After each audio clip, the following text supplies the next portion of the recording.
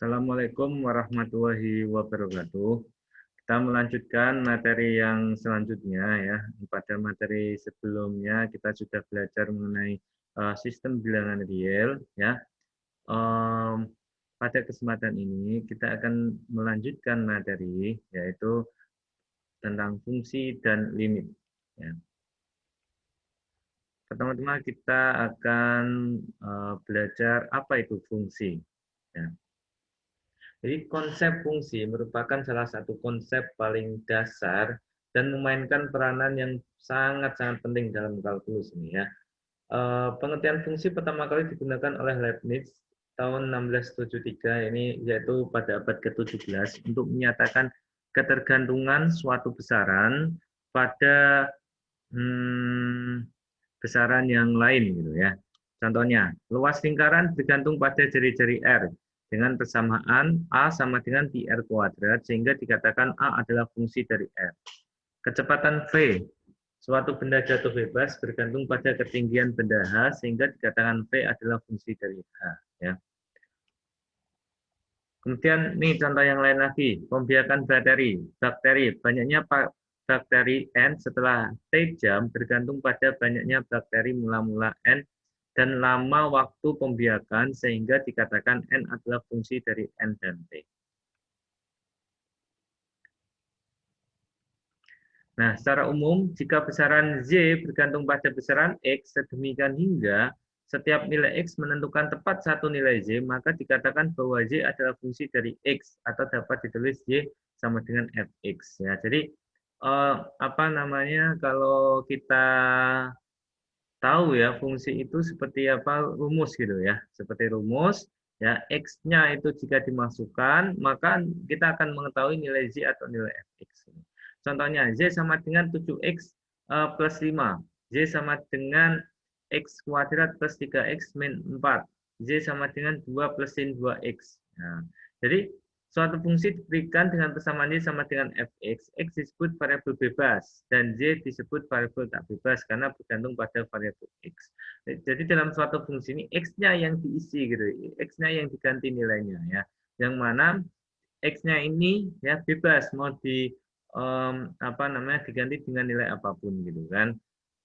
Nah, tentunya jika X-nya ini diubah-ubah gitu, Z-nya juga berubah-ubah gitu. Jadi berubah-ubahnya Z itu tergantung pada berubah-ubahnya X ya. Berdasarkan gambaran itu gitu kan yang sudah kita baca tadi gitu kan. Kita bisa mendefinisikan fungsi sebagai berikut ya. Sebuah fungsi f adalah suatu aturan korespondensi yang menghubungkan setiap objek x dalam satu himpunan yang disebut daerah asal atau domain dengan sebuah nilai tunggal fx dari suatu himpunan kedua yang kita sebut dengan kodomain ya. Himpunan nilai yang diperoleh dari fx disebut daerah hasil atau range. Oke, dari sini ada yang ingin kalian tanyakan nggak? Atau mungkin kalian merasa bingung gitu? Oke, sebenarnya kalian sudah apa namanya melihat ya atau menyimak video ya berkenaan dengan fungsi dan limit gitu.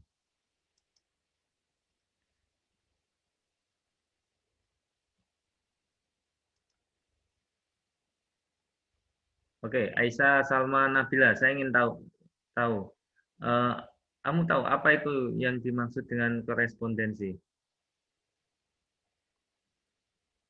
Aisyah Salma Nabila, halo, hadir? Hadir Pak, maaf Pak, bisa diulang Pak, putus-putus. Oke, Aisyah. Apa yang dimaksud dengan kata korespondensi? Paham nggak?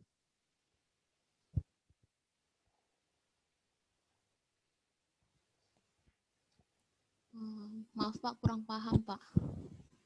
Oke, jadi kalau ada sesuatu yang tidak paham, kan kalian bisa tanyakan ke saya gitu kan. Kan saya memberikan kesempatan kalian untuk bertanya, jangan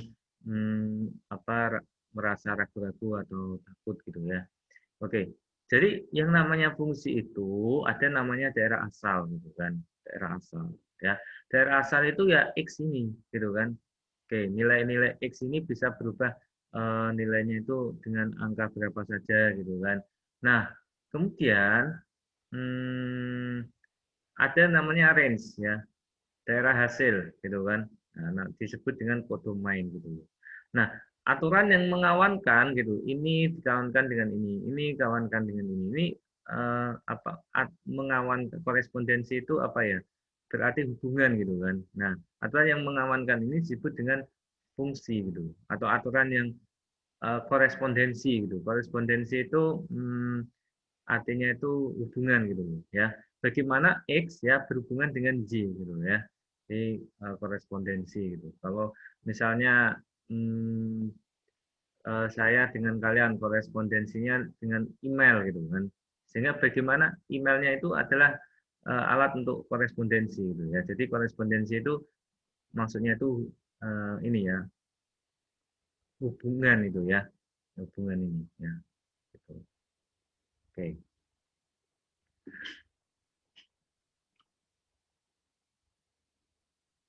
Nah, ini analogi fungsi gitu ya. Ini analogi fungsi.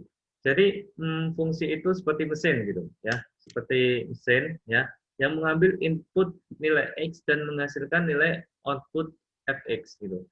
Misalkan ya x ini adalah padi gitu kan, ini padi ya. Nah, f ini adalah fungsi penggiling alat penggiling padi ya, alat alat penggiling ya, alat penggiling.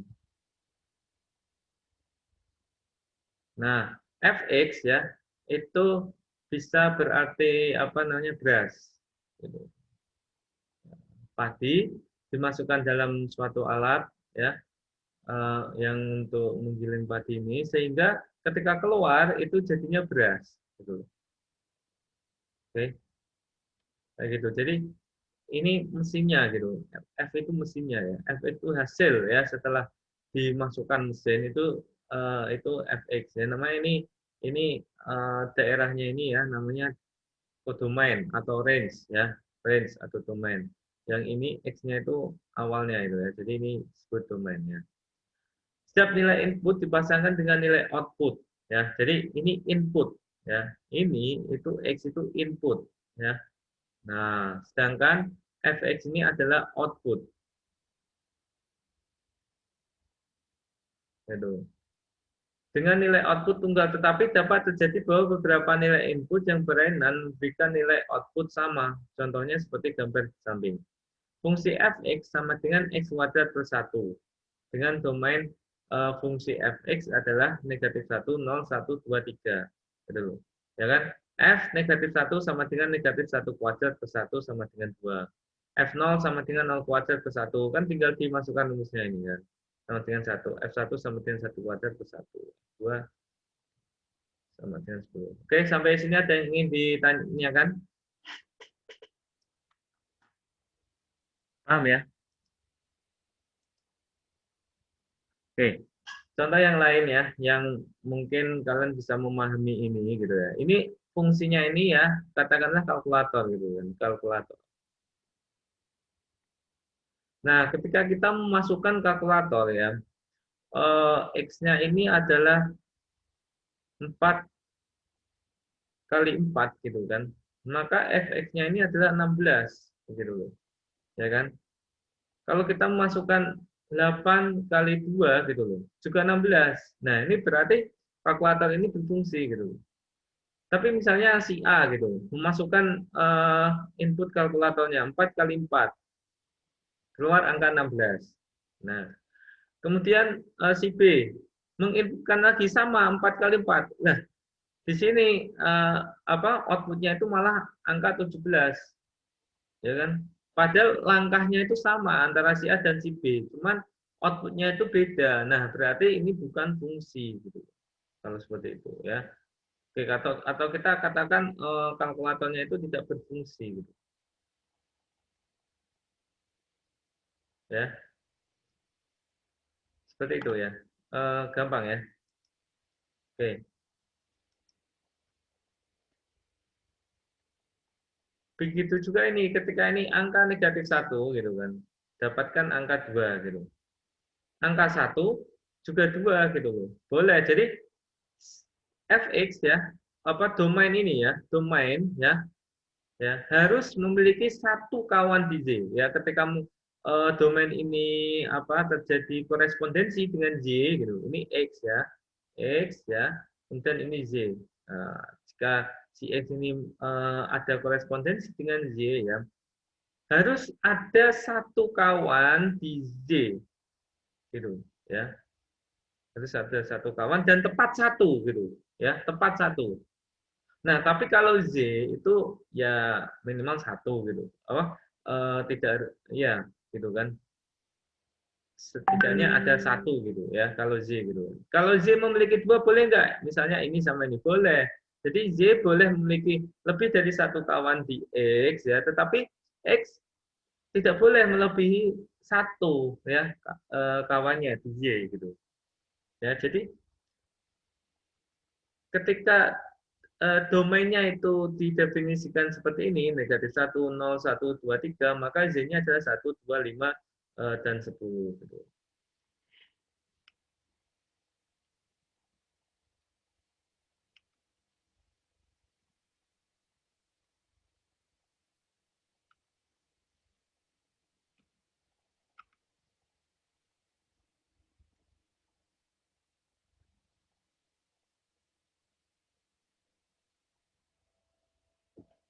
Nah, untuk memberi nama fungsi, ya dipakai sebuah huruf tunggal seperti F, atau G, atau F besar. Gitu. Maka fx yang dibaca ada f dari x atau f pada x, menunjukkan nilai yang diberikan oleh f kepada x. Jadi fx sama dengan x pangkat 3 minus 4. Ya, maka f2 sama dengan apa? 2 pangkat 2 pangkat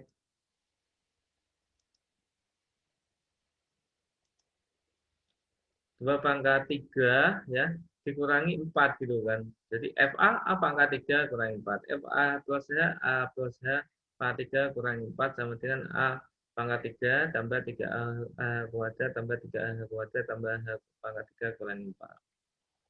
Oke. Notasi fungsi ya. Untuk fx sama dengan 2x kuadrat minus 2x. Tentukan dan sederhanakan nilai dari f4, f4 plus h, f4 plus h minus 4 plus h per h gitu kan penyelesaiannya ini.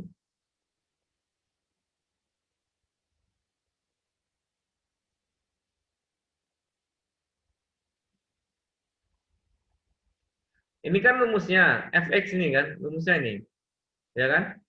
Nah, ketika yang ditanyakan itu f4 gitu kan, berarti apa? X-nya ini ya, X-nya ini diganti dengan angka 4 gitu. Ya. Jadi seperti ini. Ini X-nya, ini diganti 4. Ketika yang ditanya adalah 4 plus H, gitu kan, maka X-nya ini diganti dengan 4 plus H. Ini. Oke. Ya kan, setelah itu baru diuraikan. Seperti ini. Oke. Nah, ketika ditanya seperti ini, berarti kan yang ini dikurangi ini, kemudian dibagi H. Jadi seperti ini. Ya, diuraikan. Sampai sini ada yang ingin ditanyakan? Permisi, Pak. Ya, nama siapa? Nama saya Nur Adelia Putri, Pak. NIM 02201013. Ya, Adelia, dari matematika ya. Yuk. Kemarin kan, Pak, saya lihat videonya. Terus yang di A ini, Pak, hasilnya salah, Pak. Harusnya 24. Yang apa? Yang ini, yang A ini, Pak. Oh, yang ini kah? Yang tadi, Pak. Yang? Yang bagian A. Jawabannya. Oh, yang A gini. Gimana? Dia cara pengerjaannya itu 2 kali 4 kuadrat kurang 2 kali 4 sama dengan 32 kurang 8 sama dengan 24. Oh ya, benar. Oke, ini hanya salah perhitungan ya. Oke, terima kasih Adelia atas koreksinya ya. Oke, jadi ini tidak sama dengan 8. Ini kan tidak logis ya, 4 kuadrat dikurangi 2 kali 4 ya. Tetapi di sini konsepnya adalah ini ya. Jadi angka huruf X ini diganti dengan angka 4 gitu ya. soal ini menjadi ini ya, matematika biasa ya, kalian sudah paham ya, sehingga 4 kuadrat itu benar ya 16. Oh iya, karena ini dikurang, oh sorry ya. Gini, 4F, 4 apa F4 gini kan. Berarti kan 2 gitu kan. Kalikan 4 kuadrat minus 2 kalikan 4 kayak gini ya. Jadi 4 kuadrat itu apa 16 ya. Berarti yang salah memang dari sininya itu kan. Makanya ini berancu caranya sampai ini. 4 kuadrat 16, 16 kalikan 2 32 dikurangi 8 sama dengan 24 kayak gini ya. Oke, jadi ini lebih logis ya hasilnya ya, karena ini X ya, X diganti dengan 4. Prinsipnya adalah X diganti dengan nilai yang ada di sini ya. Nah, kayak gini. Karena bentuk umumnya ini adalah fx gitu loh ya. Jadi ini bentuk umumnya kan seperti ini fx. Misalnya x-nya ini diganti 4 ya, semua yang ada x yang ada di sini diganti 4. Kalau di sini x kuadrat, semua x yang ada di sini adalah x kuadrat gitu. Misalkan ini fx kuadrat ya, fx kuadrat. Kita mau ini menentukan nilai dari fungsi ini ya. Jika ini fx kuadrat maka sama dengan 42 ya, x kuadrat kayak gini kuadrat gini kan minus 2 x kuadrat kayak gini ya. Jadi semua x ya yang ada di ini kan x tadinya ya. Jadi x kuadrat. Jadi x yang di sini juga jadi x kuadrat.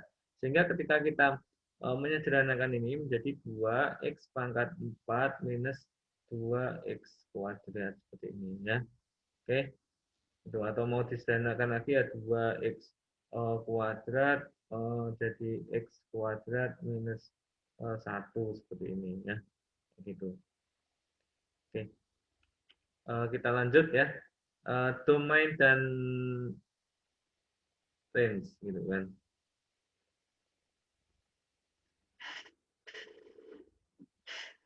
Oh ya, sebelum ini ya saya ingin apa namanya menjelaskan gitu kan bahwa tentang apa namanya penyajian fungsi ya, penyajian fungsi. Nah, penyajian fungsi. Oke. Nah, penyajian fungsi itu pertama ya bisa menggunakan tabel nilai ya, tabel nilai. Yang kedua ya bisa menggunakan grafik. Yang ketiga rumus. Yang keempat adalah dengan kata-kata. Oke. Nah, mengenai rumus sudah kita jelaskan tadi ya bahwa misalnya rumus lingkaran A sama dengan pi R kuadrat gitu kan. Jadi R-nya itu diganti angka dengan angka tertentu, maka A-nya ya berubah menjadi angka gitu ya kan. Nah, itu berarti rumus gitu ya. Kemudian apa namanya? Tabel nilai ya. Tabel nilai tadi sudah sekilas ya, sekilas apa kita bahas tadi ya. Apa namanya? Ada nilainya di sini gitu kan, ada nilainya di sini ya, dari mana ya yang tadi itu. Nah ini ya negatif 1 0 1 2 3 gitu kan, negatif 0 1 0 2 3. Jadi negatif 1 0 1 2 3 ya. Jika negatif 1 maka negatif 1 maka jadi 2 gitu kan.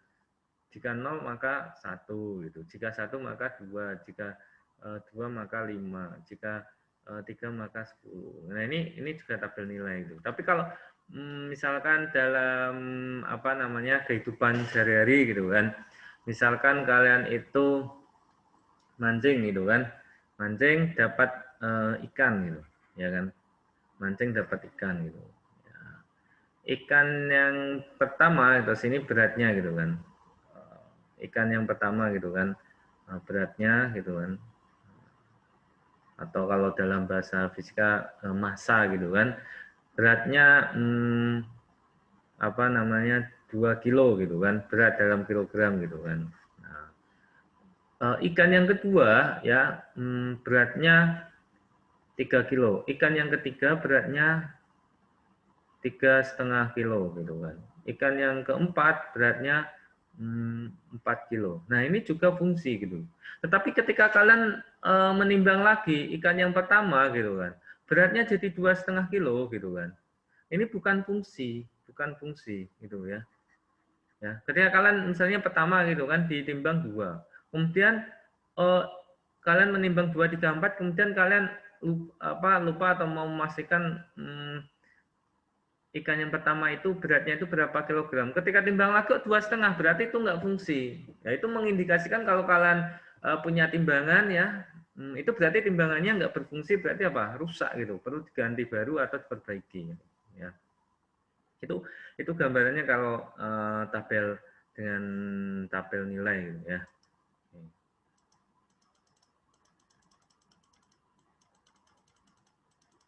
Nah, bagaimana kalau dengan grafik, kalau apa namanya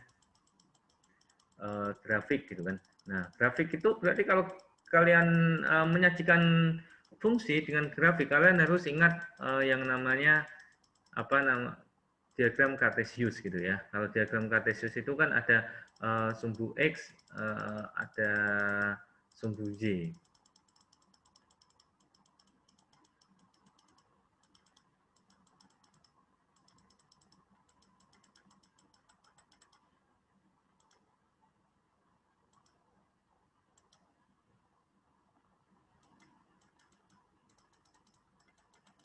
Nggak bisa hilang ya. Oke.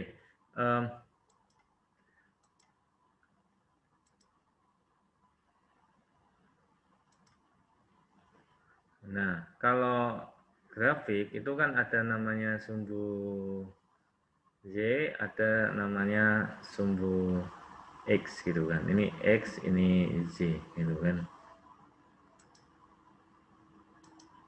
Nah, ketika kalian lihat misalnya suatu grafik gitu kan, suatu grafiknya itu bagaimana namanya? Grafiknya seperti ini ya. Nah, ini fungsi apa bukan fungsi gitu loh. Karena apa? Karena setiap X gitu kan memiliki kawan di Y. Satu kawan di Y ya. Ingat, bukan tidak cukup mengatakan punya kawan di Y, tetapi korespondensinya itu cukup dan harus gitu kan. Harus satu kawan di Y gitu. Ini kawan, punya kawan di sini ya kan. Ini kawannya di sini kan. Kan kalian sudah paham ya diagram Cartesius bacanya apa kan? Nah, berarti sini koordinatnya apa gitu kan. Di sini juga punya satu kawan di Z. Ini punya satu kawan di Z. Ini punya cukup satu kawan di Z. Ini cukup kawan di Z. Tapi di Z ada punya kawan di X gitu kan. Ada yang punya kawan di X, yaitu misalnya ini, titik ini gitu kan. Memiliki dua kawan di X, yaitu di titik ini sama titik ini. Nah, punya dua kawan di X ya. Oke.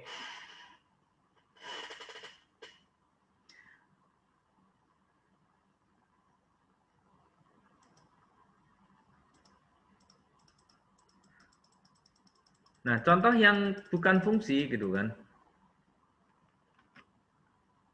Contoh yang bukan fungsi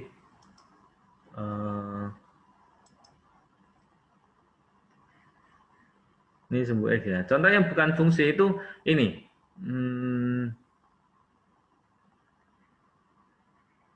Nah, ini bukan fungsi ya, bukan fungsi.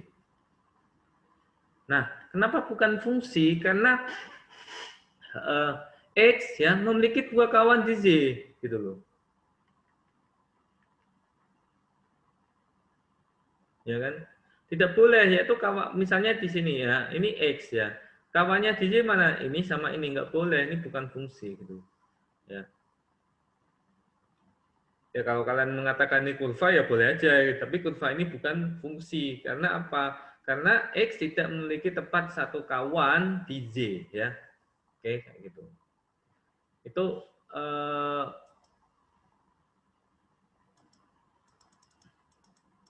apa namanya? Contoh ya. Contoh penyajian data baik tabel nilai, grafik maupun rumus gitu ya. Oke, kemudian kalau dengan kata-kata, kalau kata-kata saya ngomongnya dengan kata-kata gitu kan. Kalau kata-kata itu misalnya gini, aturan kalian membuat dalam suatu kalimat gitu kan, aturan ongkos kirim gitu kan, aturan ongkos kirim jika kurang dari 1 kilogram biayanya adalah 40.000 gitu kan. Jika 1 sampai 3 kilogram ya, maka ongkosnya adalah 80.000 gitu kan. Jika lebih dari 3 kilogram, maka ongkos kirimnya adalah 100.000 ya. Asal tidak melebihi berapa katanya 10 kilogram kayak gitu. Itu contoh ya. Intinya ketika pelanggan mau menggunakan jasa kalian sebagai jasa yang bergerak dalam urusan pengiriman barang, itu nggak bingung gitu loh. Oh, barang saya kurang dari 1 kilogram. Jadi jelas saya bayarnya 40.000 gitu kan. Oh, barang saya 1 sampai 3 kilogram. Jadi jelas saya bayarnya 80.000 gitu.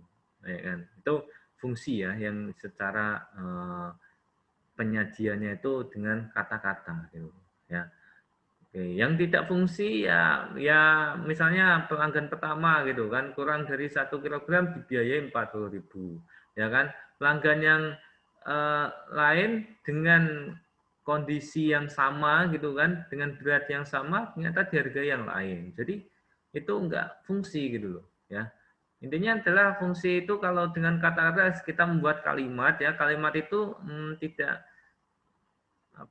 ambigu gitu loh ya, jelas gitu loh, bisa dipahami dengan jelas ya. Oke. Nah, tapi untuk materi kalkulus ini gitu kan, untuk materi kalkulus ini ya, kalian akan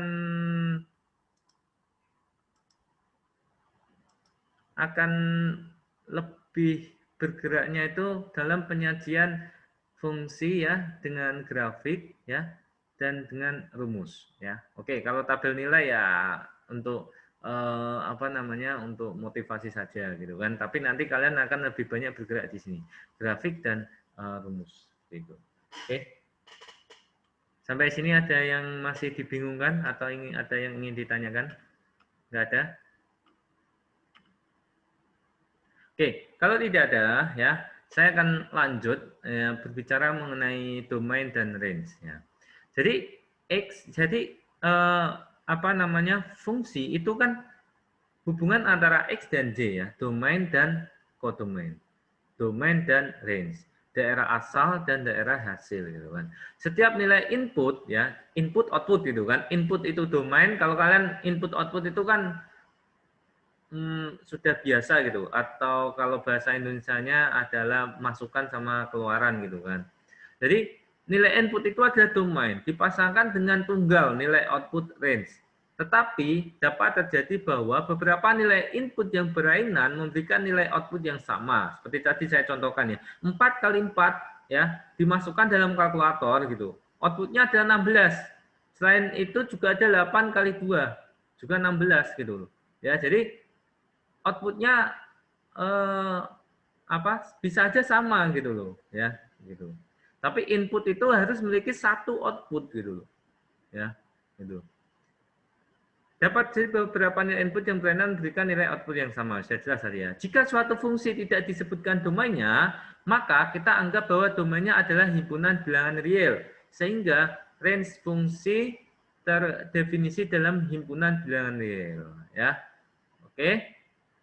Oke, ini ada penjelasan lebih lanjut mengenai dalam video saya yang mungkin pernah saya share ya, atau bisa saja kalian lihat di channel YouTube saya ya. Alasan membatasi domain itu kan ya, alasan membatasi domain ya. Jadi ya kalau nggak disebutkan domainnya kita anggap real gitu loh. Tapi kan walaupun seperti itu, terutama berkenaan dengan fungsi-fungsi yang disajikan secara rumus gitu kan, kita kan bisa lihat apakah dari rumus tersebut memungkinkan ya nilai-nilai tertentu karena apa? Rumus tersebut menunjukkan pembagian dengan nol. Terus kemudian menunjukkan akar-akar genap bilangan negatif. Nah, seperti itu ya. Oke. Sehingga ya batasannya tidak tidak semua bilangan real gitu. Domainnya tidak harus bilangan real semuanya. Mungkin ada batasannya karena kita mempertimbangkan itu tadi ya, akar-akar genap dari bilangan negatif dan pembagian dengan nol gitu ya. Oke, selanjutnya kita notasikan DF untuk domain fungsi F dan RF untuk range fungsi F ya. Oke. Tentukan daerah asal domain untuk fungsi ini. Fx sama dengan 1/x-3. Gitu loh. Kira-kira nilai yang mungkin itu apa?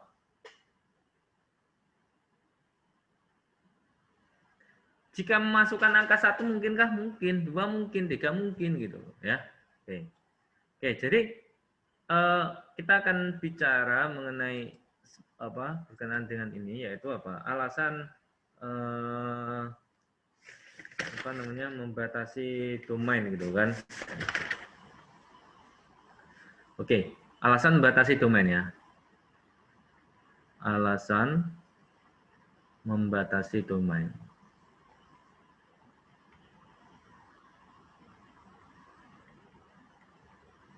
Oke.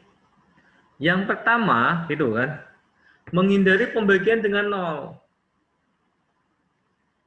Kita sudah paham ya bahwa pada materi yang lalu gitu kan, kita nggak bisa melakukan pembagian dengan nol.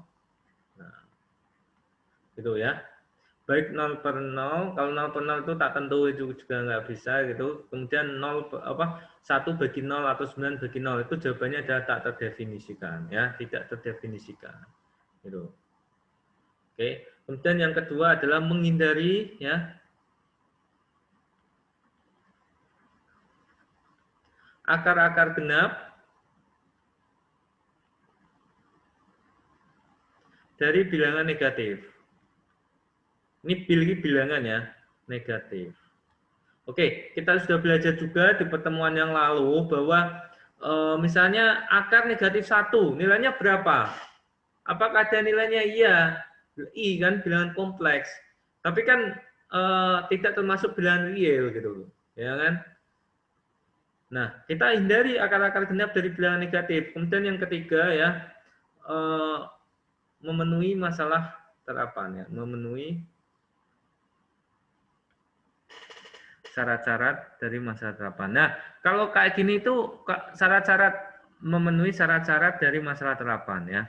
Karena logika kalian harus berjalan gitu kan, ya. Jangan hanya terpaku pada misalnya pengetahuan kalian di bidang kalkulus atau matematika saja ya, tapi kalian harus paham masalah realnya gitu ya. Contohnya gini, contohnya. Ini ada persegi panjang, ya kan? Oke. Kita tahu bahwa luas persegi panjang LX gitu kan, itu kan panjang kali lebar ya. Katakanlah ini tuh lebarnya itu X, sedangkan panjangnya itu X plus 5 gitu. Berarti rumus untuk fungsi ini ya, fungsi untuk rumus luas ini ya, apa LX? Ya. LX berarti X ya kalikan X plus 5 gitu. Ya kan? Kalau kita nggak tahu ini itu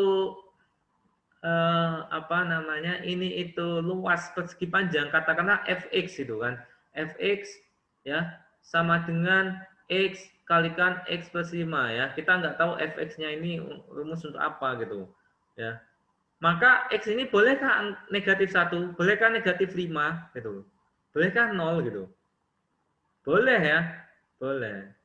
Tapi ketika kita tahu bahwa ini itu persegi panjang, Lx ini adalah fungsi untuk luas persegi panjang, maka kita akan tahu gitu loh, bahwa X-nya itu ya lebih dari 0 gitu loh. Kalau X-nya 0 ya tidak berupa persegi panjang gitu kan.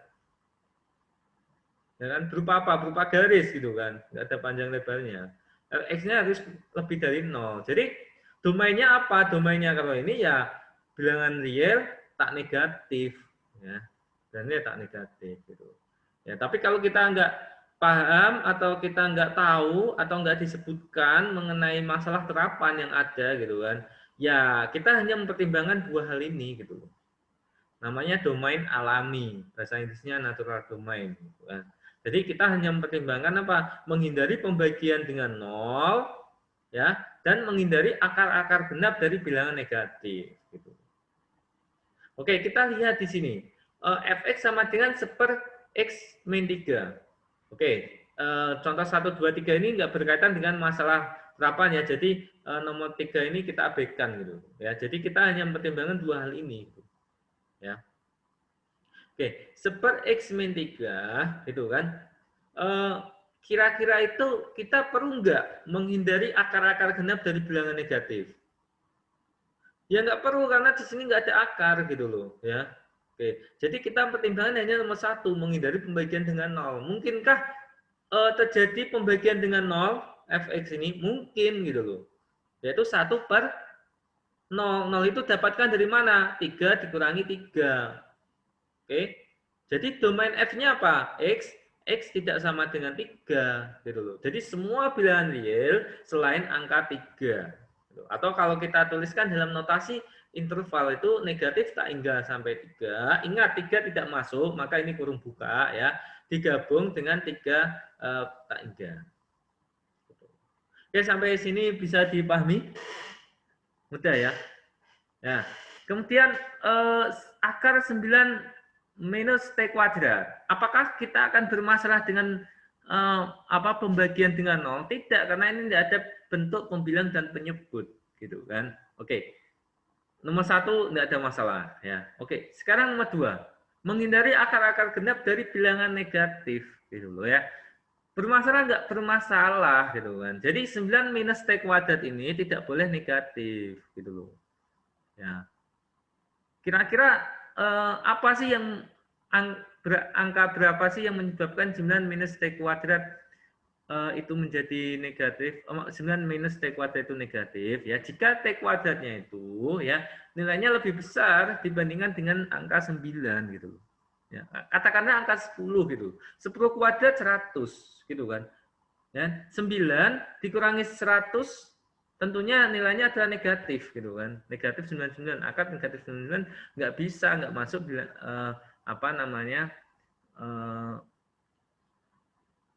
tidak masuk wilayah bilangan real gitu. Ya. Oke. Jadi 9 minus T kuadrat, apakah boleh 0? Boleh. Akar 0 boleh ya, akar 0-nya. Tapi kalau akar negatif tidak boleh. Maksudnya akar genap. Tapi kalau akar pangkat 3 dari negatif 9 juga boleh gitu. Kan bukan akar genap. Kalau akar ganjil boleh. Yang tidak boleh adalah akar genap ya. 9 minus T kuadrat itu harus tak negatif gitu kan. 9 minus T kuadrat harus tak negatif. Oke. Nah, kemudian dari sini apa? Kita lihat. 3 minus T ya. 3 plus T. Oke, dari sini ke sini tahu ya. Loh kok tahu ini? 3 kalikan 3 9. 3 kalikan T 3T. Min T kalikan 3 min 3T. Min T ditambah T, min T kalikan T, min T kuadrat. Jadi di sini kan 9 dikurangi ditambah 3T, dikurangi 3T, dikurangi T kuadrat gitu loh. Oke, dari sini ke sini adakah di antara kalian yang tidak paham langkahnya? Tolong tunjuk tangan atau langsung komen. Kalau enggak saya lewati.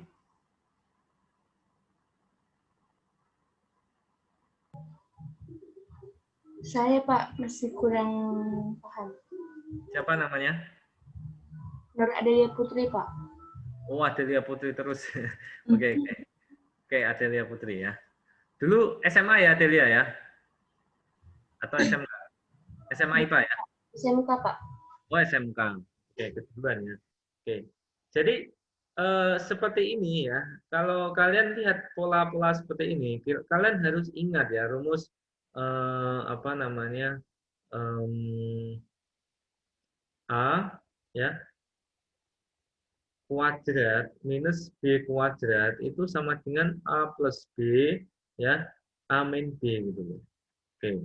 Jadi Adelia, kamu intinya itu harus paham gitu ya, paham eh, apa namanya, jika ada perkalian dari bilangan yang dikurung, katakanlah bilangannya ini A plus B, C plus B kayak gini ya. Ini caranya mengalihkan adalah seperti ini, A kalikan C gitu kan, ditambah A kalikan D gitu kan, ditambah B kalikan C gitu kan, ditambah B kalikan D. Yang penting kalian itu pertama apa? Pertamanya itu kalian harus paham ini gitu loh ya. Kalian harus paham ini gitu loh. Nah, setelah kalian paham konsep mengalihkan seperti ini gitu kan. Nah, kalian ya apa namanya? Setelah apa namanya belajar banyak tentang hal ini, kemudian jam terbang kalian juga tambah gitu kan, kalian akan menemukan pola-pola tertentu dari hal-hal seperti ini gitu, yaitu misalnya polanya seperti ini ya, angkanya itu ya beda yang ini, cuman sama-sama kuadrat minus, berarti seperti ini gitu loh. Karena Pak A plus B dikalikan A min B itu A kuadrat gitu kan, A kuadrat min plus AB minus AB ditambah B kuadrat. Seperti ini ya. Oke.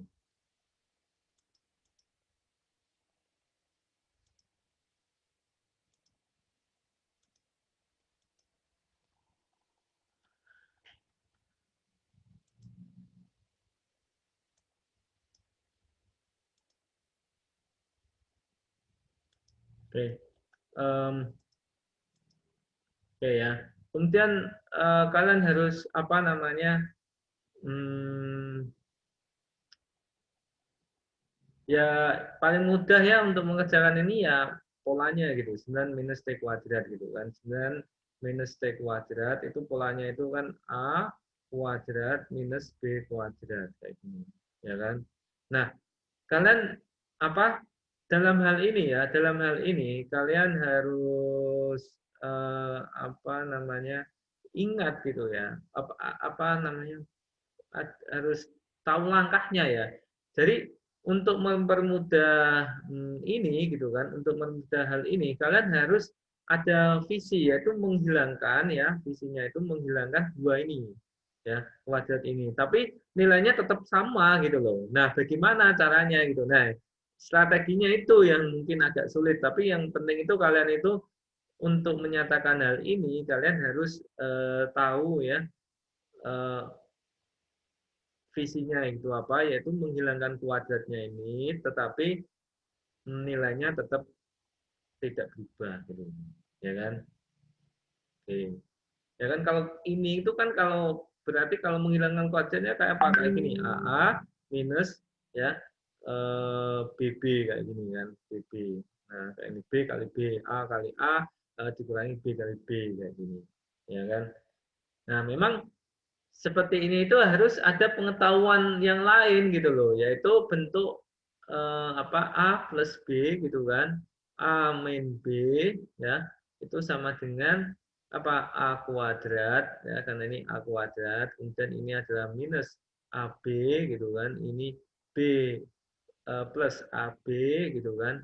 Nah, ini minus B kuadrat kayak gini ya.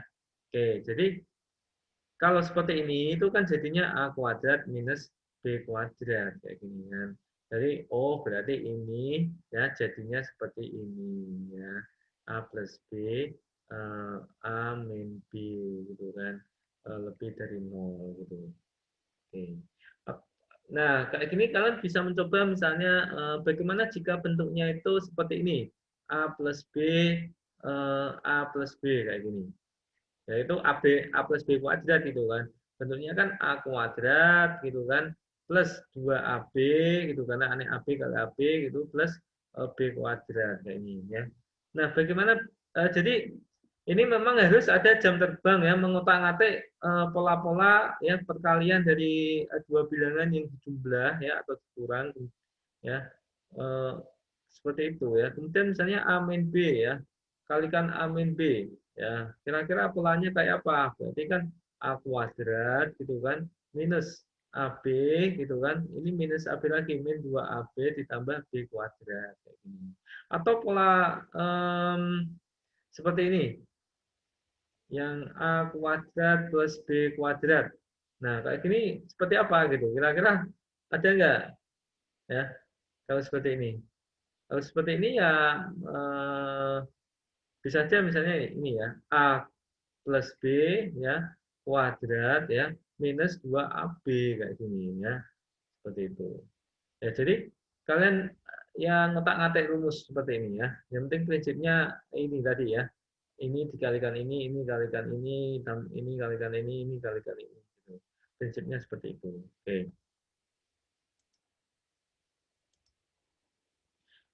Oke. Untuk misalnya kalian kok misalnya bingung penjelasan saya tadi, ya intinya hafalkan saja gitu bahwa A kuadrat minus B itu kayak gini gitu loh, ya kan? A plus B, A min B. Sudah hafalkan aja seperti itu ya. Kalau misalnya kalian bingung penjelasan saya tadi ini secara cepat, yang penting kalian bisa mengerjakan soal-soal domain seperti itu ya. Jadi tadi kembali lagi ya, permasalahan tadi 9 minus T kuadrat itu tidak boleh negatif gitu kan. Jadi 9 plus T ya, 9 minus T gitu kan, lebih dari sama dengan 0. Oke, kita sudah sampai permasalahan di sini gitu kan. Nah, ketika 9 plus T, 9 minus T ini lebih dari sama dengan 0, jadi T-nya itu tidak boleh angka berapa saja gitu ya.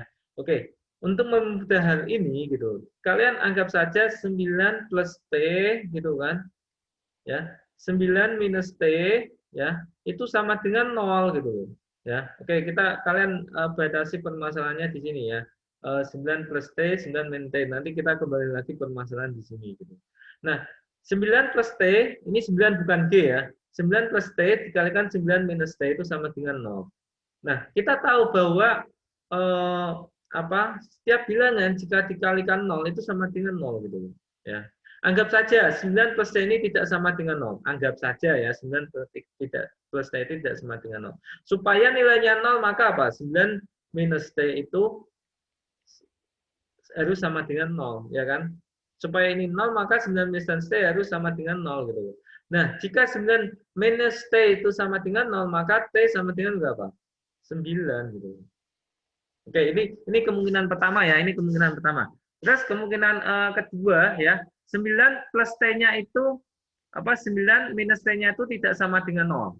Nah, jika 9 minus T-nya itu tidak sama dengan 0, maka 9 plus T-nya ini harus sama dengan 0 gitu loh. Ya kan? Sehingga T sama dengan negatif 9. Oke. Jadi 9 ini kan lebih dari sama dengan 0. Jadi nilai T yang menyebabkan 0 itu berarti sebagai nilai kritis gitu. Kalian tahu kan kritis itu antara kehidupan dan kematian gitu loh ya. Kritis gitu lah ya. Jadi misalnya kalian melakukan hal-hal yang sangat kritis gitu kan, sehingga kalian itu di dalam posisi dua pilihan antara sukses atau gagal gitu, mati atau hidup gitu, seperti itu ya. Lulus atau tidak lulus gitu ya. Oke. Misalkan kalian nilainya 51 itu lulus gitu, 50 nggak lulus gitu kan, kritis gitu kan, kritis lulus dan tidak lulus gitu. Nah, jika seperti itu ya, kalian buat garis bilangan ya. Nah, di sini itu negatif 9. Di sini itu 9.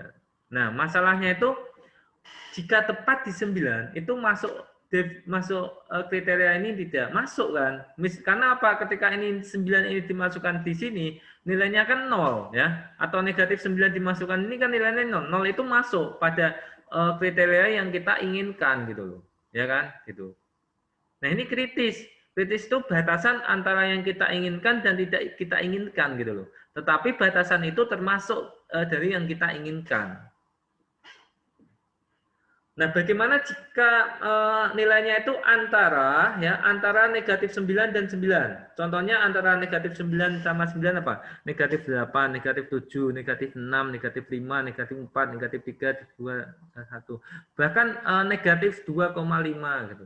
0, 1,0005, 2,005 gitu. Nah, kita tidak perlu menguji semua nilai yang banyaknya tak hingga itu ya. Cukup satu saja. Dan saya sarankan pilih angka yang mudah. Misalkan angka 0 atau angka 1 gitu. Anggap aja misal ambil angka 0 gitu kan. Ambil angka 0 ya. Ambil angka 0. Ya, maksudnya T sama dengan 0 ya. T sama dengan 0. Ambil angka 0 ya, berarti ambil T sama dengan 0 gitu kan. Jadi 9 ditambah 0 gitu kan, kalikan 9 kurangi 0 sama dengan berapa?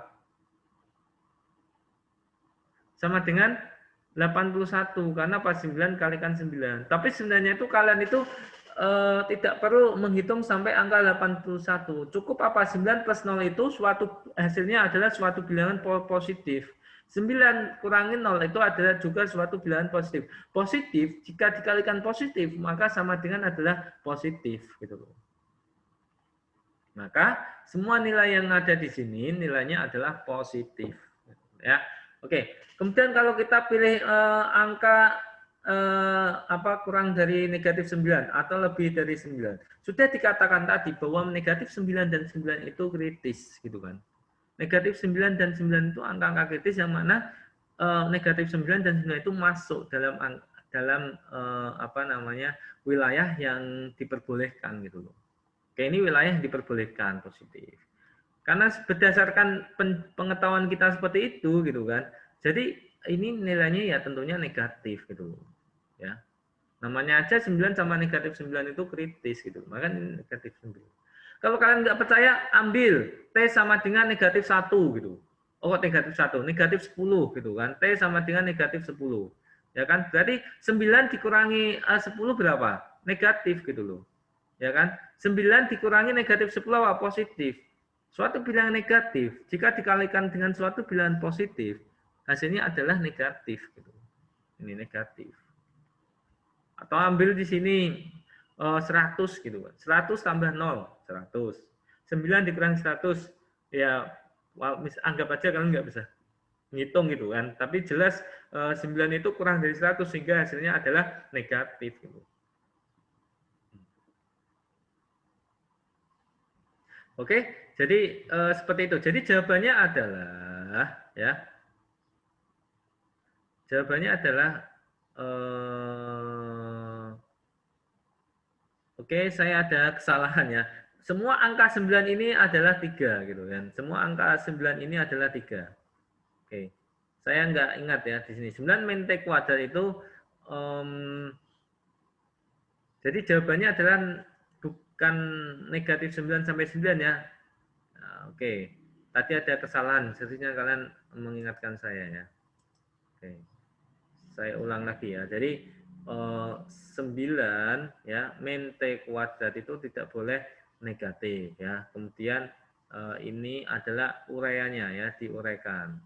Oke, ini diuraikan.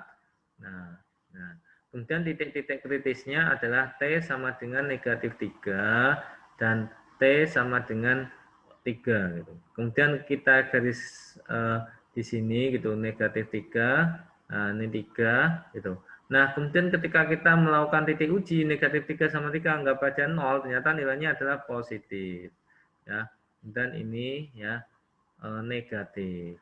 Ini juga negatif. Jadi jawabannya ya adalah T gitu kan antara negatif 3 sampai 3. Oke, di sini itu kan T, ya kan T. Jadi di sini itu bukan X tapi T. Begitu juga ini bukan X tapi W, kayak gini ya. Oke, sampai sini ada yang ingin ditanyakan? Oke, yang C sekarang ya, yang C. 1/9 minus W kuadrat. Apakah kita bermasalah dengan pembagian dengan 0? Iya, bermasalah gitu kan. Karena ini bentuknya pembilang penyebut. Jadi ini akar 9 minus W kuadrat itu tidak boleh sama dengan 0. Gitu. Apakah kita bermasalah dengan akar-akar genap dari bilangan negatif? Gitu? Ya, bermasalah, jelas. Jadi 9 min W kuadrat lebih dari sama dengan 0. Gitu. Ya kan? Oke. Jika ini digabungkan dengan ini, gitu kan, maka kesamaannya apa? Yang ini tidak boleh sama dengan 0. Yang ini lebih dari sama dengan 0. Oke, kalau kalian belum bisa lihat, akar ini gitu kan tidak boleh sama dengan 0. Jadi gini, akar 9 min W kuadrat itu tidak boleh sama dengan 0. Jadi 9 W kuadrat itu apakah boleh sama dengan 0? Tidak boleh juga gitu. Ya. Supaya ini terjadi gitu, supaya ini terjadi, maka ini harus terjadi gitu. Ya kan? Sehingga kita lihat 9W kuadrat itu lebih dari sama dengan 0, yang satu ada 9W kuadrat lebih tidak sama dengan 0, maka syaratnya untuk mencari domain ini adalah 9 min W kuadrat lebih dari 0. Gitu. Ketika kita mencari titik-titik kritisnya tadi seperti ini, ya ini 9 diganti W gitu kan. Ini W, ini W, ini W, ini W. Nah, cuman negatif 3 ini titik kritis yang mana titik kritis itu tidak masuk daerah yang kita inginkan gitu. Ya. Gitu. Jadi jawabannya adalah ini.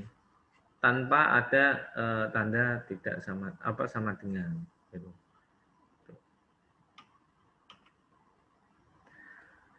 Oke, sampai sini ada yang ingin ditanyakan?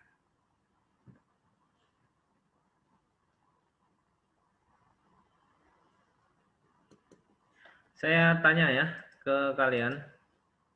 Siapa yang ingin saya tanya ya? Oke, saya utamakan yang off kamera. Saya tanyakan. Dela Natasha, halo? Halo Dela Natasha? Cek, cek.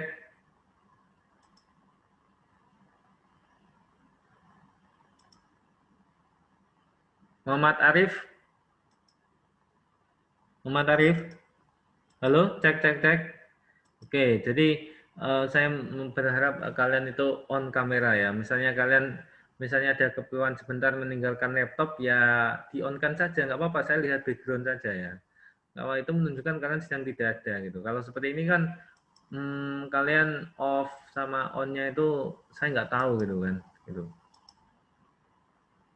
Ya, jadi seolah-olah saya bicara sendiri gitu kan. Oke. Nurwahyuni? Halo Nurwahyuni? Ya, halo Pak. Oke.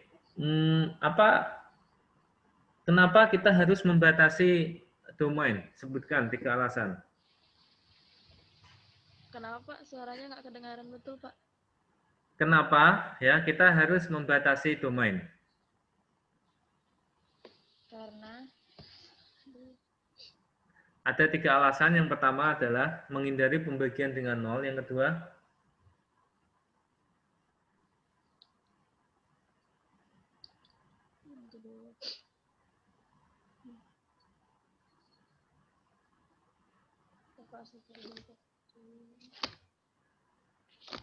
oke ya, yang kedua adalah menghindari akar-akar genap dari bilangan negatif. Yang ketiga adalah memenuhi syarat-syarat terapan gitu ya. Seperti itu ya. Oke. Kemudian saya akan tanya lagi ya. Tolong fokus ya, tolong fokus. Dela Natasha sudah. Oke, Fauzia Adela Gustia. Apa namanya tadi contoh ya, contoh membatasi domain yang mana itu kita harus memenuhi masalah-masalah terapan itu yang saya contohkan itu tentang rumus apa? Tentang rumus yang 1 dibagi 0 itu Pak. Yang berkenaan dengan membatasi domain karena masalah terapan gitu loh. Oh, masalah terapan. Ya. Itu tadi tentang panjang dan lebar. Oke, yaitu tentang rumus luas persegi panjang. Terima kasih sudah memperhatikan ya. Oke. saya ingin melanjutkan ya tentang grafik fungsi gitu ya. Tadi sudah dijelaskan di awal ya, penyajian fungsi itu kalian masih ingat ya, tentang dengan rumus, dengan tabel nilai, dengan rumus ya. Kemudian dengan gambar atau grafik, dan yang keempat adalah dengan kata-kata ya. Oke, prosedur penggambaran grafik. Langkah pertama adalah dapatkan koordinat beberapa titik yang memenuhi persamaan. Yang kedua, plotlah titik-titik tersebut pada bidang ya. Kemudian yang ketiga, hubungkan titik tersebut dengan kurva mulus ya. Selesai gitu. Ya. Grafik fungsi gitu kan. Nah, jika daerah asal dan daerah hasil suatu fungsi merupakan bilangan real, kita dapat menggambarkan grafiknya pada fungsi bidang koordinat sebagai grafik dari persamaan y sama dengan fx gitu kan. Jadi di sini adalah mengkonversi ya, penyajian penyajian fungsi dari rumus ke grafik. Saya rasa itu cukup mudah ya. Tapi yang sulit itu dari grafik ke rumus. Misalnya ada suatu grafik ini kan, kita sebut dan kita kategorikan itu sudah bisa masuk fungsi gitu kan. Kemudian kita mau cari rumusnya, ini cukup sulit gitu ya. Tapi kalau dari rumus ke fungsi itu rumus ke mana penyajian secara rumus ke grafik itu lebih mudah ya. Bahkan kalian bisa menggunakan beberapa misalnya aplikasi atau ya website ya di internet itu juga menyediakan ya fasilitas atau fitur yang bisa menggambarkan fungsi ya dari rumus yang kita inputkan gitu. Nah, contohnya ini. Fungsi y ya sama dengan x kuadrat pada interval negatif 2 sampai 2 gitu. Oke.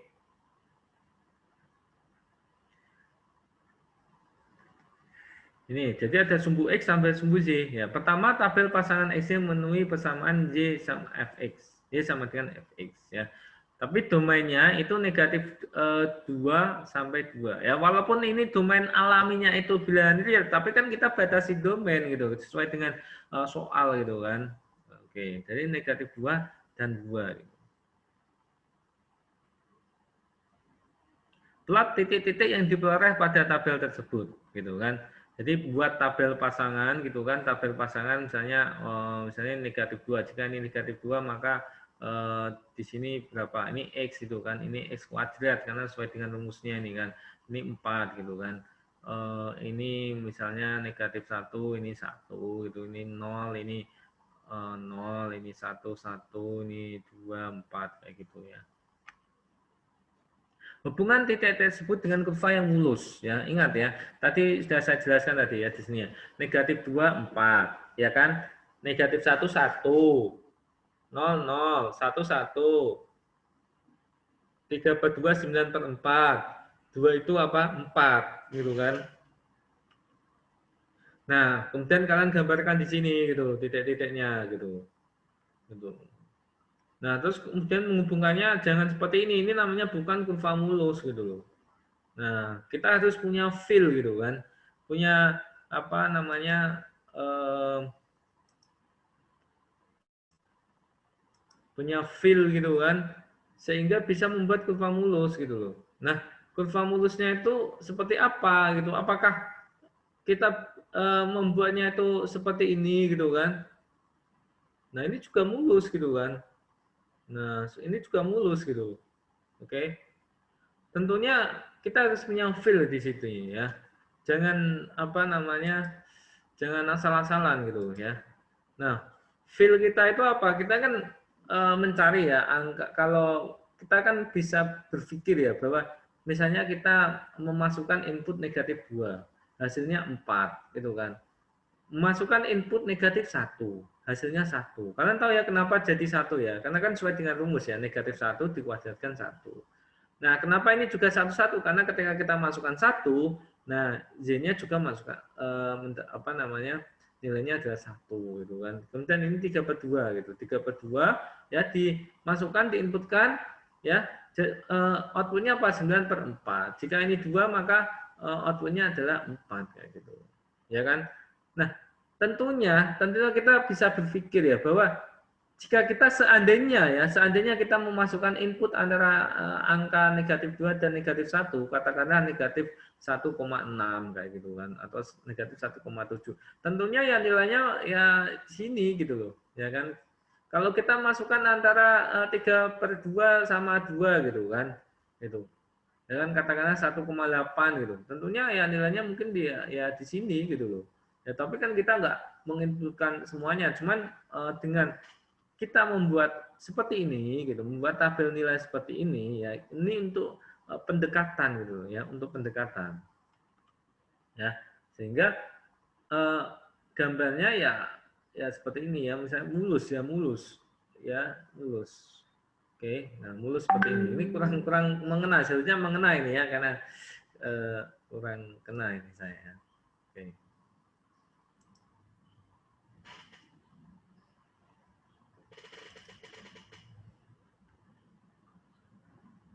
Oke, jadi gambarnya jangan seperti ini ya. Kalian salah ya, jangan seperti ini, salah. Juga jangan seperti ini terlalu kreatif ini ya. Tidak seperti ini ya. Karena apa? Karena ini itu menunjukkan bahwa misalnya kita meletakkan angka di sini, nilai X di sini, menginputkan ini itu di sini gitu. Ya. Jadi kalau seperti ini juga salah ya. Sehingga mulus itu bentuknya seperti ini, mulus ya. Nah, definisi. Grafik suatu fungsi f pada bidang xy didefinisikan sebagai grafik dari persamaan y sama dengan fx. Ya.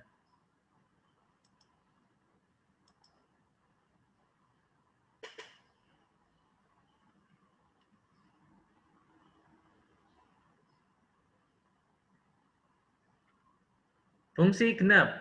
Jika f negatif x ya sama dengan fx untuk setiap x, maka grafik simetri terhadap sumbu z. Fungsi yang sedemikian disebut dengan fungsi genap ya. Jadi jika ada fungsi seperti ini ya, ini itu anggap aja cermin ya, ini cermin. Nah, anggap saja ya, bukan ini cermin ya, tapi anggap saja ini cermin untuk memudahkan pemahaman. Jadi ini itu ada sini ya, ini itu ini. Jadi setiap z memiliki dua pasang x gitu kan. Oke.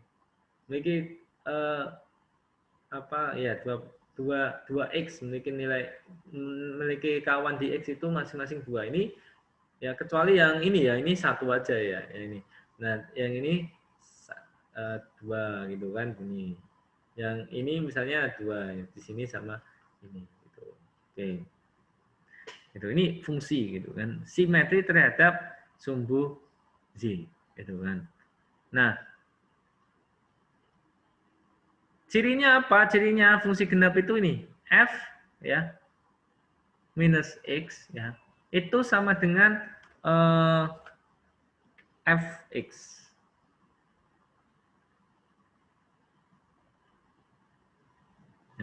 F minus X itu sama dengan Fx.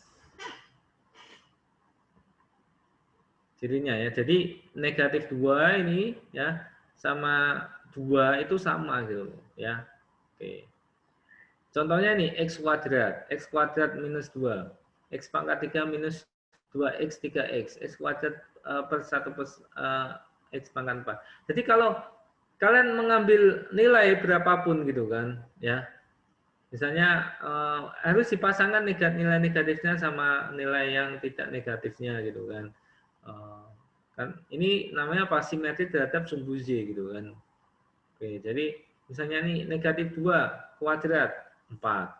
2 kuadrat juga 4. Kalau ini juga sama, negatif 2 kuadrat 4. 2 kuadrat negatif 2 kuadrat 4 kurangi 2. Jika ini negatif 2 maka jadinya 2. Kalau ini 2 ya sama dengan apa? 2 juga kayak gitu. Nah, ada juga namanya fungsi ganjil. Jika f negatif x sama dengan negatif fx untuk setiap x, maka grafik simetri terhadap titik asal ya. Kalian tahu ya titik asal itu koordinat 0,0. Ini disebut dengan titik asal ini. Nah, ini titik asal. Ciri khasnya ya, kalau titik asal itu adalah ini ya, f minus x itu sama dengan negatif fx itu ya. contohnya nih, X pangkat 3 minus 2X. Atau X pangkat 3 aja lah, Y sama dengan X pangkat 3. Jika ambil aja 2 gitu kan, maka ininya jadi 8. Ya kan? Kalau misalnya ini 2 ya. Ya, jadinya apa? 8 gitu kan. Kalau negatif 2 jadinya negatif 8, ya kan? Oke, jadi 2 itu kan sama dengan apa? 8 itu kan sama dengan negatif dari negatif 8 gitu. Ya kan? Jadi ini f x ya kan sama dengan apa? Minus f kayak gini ya. Fx sama dengan minus f negatif x ya, atau kalau dibalik ya f negatif x sama dengan minus fx ya. Oke, jadi di sini misalnya positif, di sini negatif gitu loh.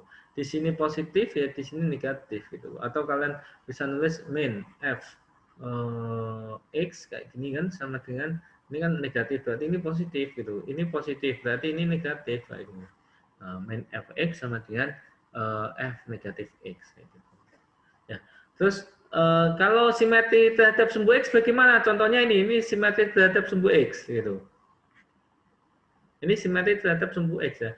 Apakah ini fungsi apa gitu? Fungsi genapkah ganjil ya? Ya bukan keduanya. Kenapa? Fungsi aja tidak gitu kan? Ini kan fungsi aja tidak ya. Bukan fungsi gini ya. Kalau simetri terhadap sumbu x ya. Ya ini bukan fungsi gitu loh. Ya, kalian tahu sendiri kan ini bukan fungsi karena setiap nilai x memiliki 2 kawan di y, nggak boleh. Yang boleh itu z memiliki 2 kawan di x. Tapi kalau x memiliki 2 kawan di y itu nggak boleh gitu. Ya. Oke. Kita lanjut ya ke grafik fungsi selanjutnya, yaitu tentang fungsi nilai mutlak ya. Oke, pada pertemuan yang lalu kita sudah belajar mengenai nilai mutlak ya, bahwa nilai mutlak itu ya itu jika nilainya itu positif ya nilai itu sendiri gitu loh. Kalau nilainya 0 ya nilai itu sendiri gitu. Kalau nilainya tak negatif ya nilainya itu sendiri. Kalau nilainya negatif baru kita negatifkan lagi gitu loh. Ya misalnya ya. Oke kayak gitu. Fungsi nilai mutlak ada contoh fungsi genap gitu loh. Nah, jadi fungsi nilai mutlak itu ini kan rumus nih ya. Ini namanya rumus fungsi sepotong-sepotong gitu. Fungsi sepotong-sepotong. Jadi sepotong-sepotong itu fungsi sepotong-sepotong itu ini ya seperti ini. Untuk x, domain x-nya itu tak negatif, maka rumusnya apa? Jika domainnya itu seperti ini, maka rumusnya apa? Ya.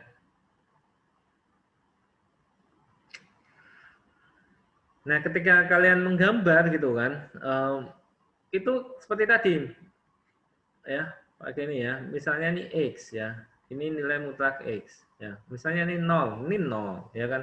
Misalnya 1, ini 1. Misalnya 2 gitu, ini 2.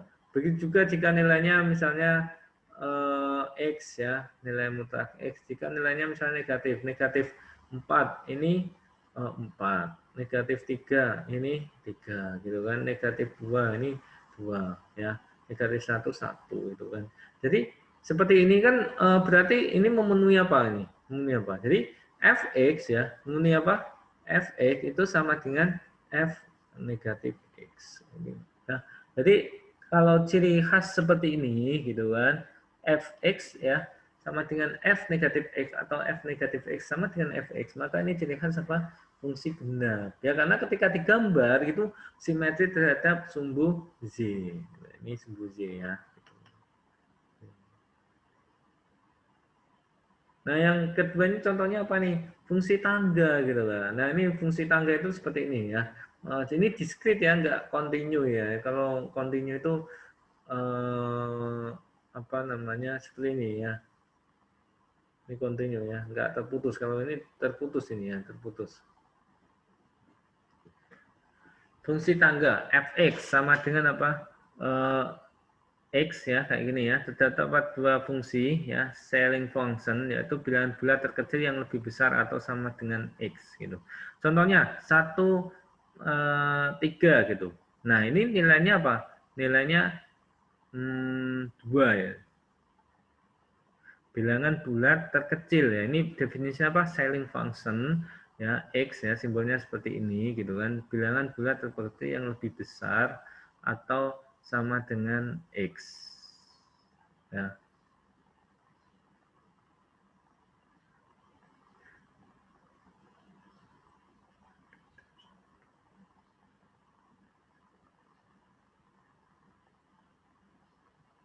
Kemudian ini ada float function, bilangan bulat terbesar yang lebih kecil atau sama dengan X.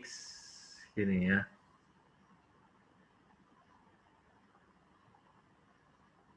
-1. Oke, ini contohnya -1 ya. Sama 3, ini -2 ya. Kalau 1, 3 ini sama dengan 1, 3. Kalau ini kan 1, 3 gitu kan. 1, 3 mana 1, 3? 1, 3.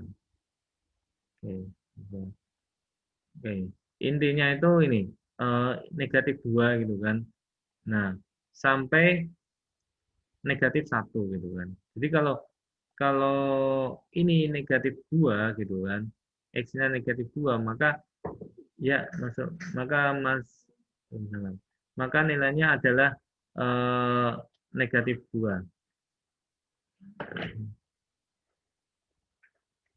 -2 ya.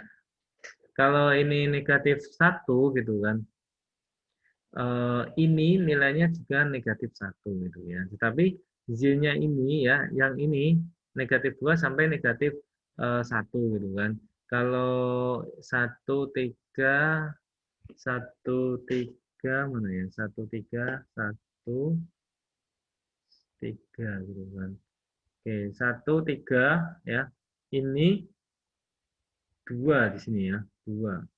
Ini kalau -1 sampai 3 gitu kan. -1 sampai 3 gitu kan. Z-nya yang masuk ya ini ya, -1 gitu.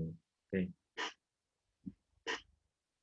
Oke, jadi ini tidak apa namanya? Ini salah satu ya variasi ya pembahasan tertentu ya. Mungkin nanti kalau kalian ingin tahu lagi mungkin akan saya jelaskan lebih lanjut di kesempatan yang lain. Nah, kita lanjut ya tentang fungsi gitu ya. Jadi grafik fungsi dengan pergeseran gitu kan.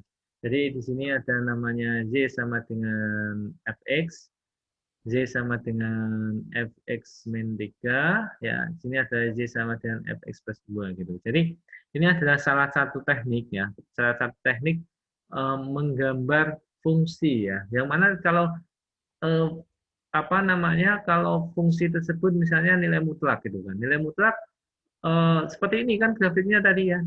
Nah, bagaimana jika nilai mutlaknya itu fungsinya seperti ini, fx ya sama dengan nilai mutlak x plus 3 kayak gini, ya kan? Kan polanya itu kita sudah tahu kan, tinggal geser sedikit gitu, ya kan?